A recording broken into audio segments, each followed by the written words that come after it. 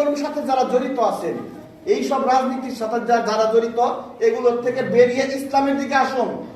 আপনারা তাদেরকে ইসলামের দিকে আহ্বান করুন, কোমলতার সাথে, অহংকারের সাথে নয়, দাম্ভিকতার সাথে নয়। দাম্ভিকতার সাথে মানে কি?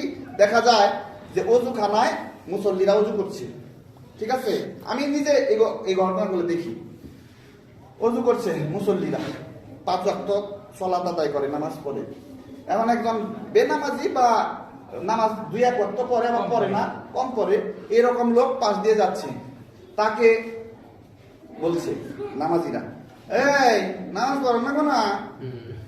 হ্যাঁ, এইটা কিন্তু তারই ইসলামের দিকে ডাকা না, তারে অপমান করা, নিজের আমলের অহংকারে তাকে অপমান করা।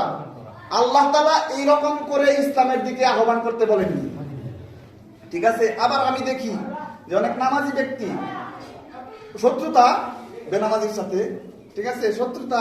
এখন তার খারাপ ত্রুটি বা দোষ তো বের করা লাগবে। এখন সে কোনো ঝগড়া বাঁধলে বা কোনো সমস্যা হইলে মানসিক, তার সাথে বলে ও নামাজ পড়ে, ও নামাজ পড়ে।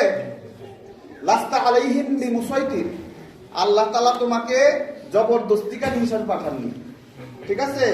উদউ ইলা সাবিলি রাব্বিকা বিল হিকমাহ, তুমি তোমার রবের পথে ডাকো মানুষকে হিকমতের দ্বারা এবং তাদের উত্তম নসিহতের দ্বারা।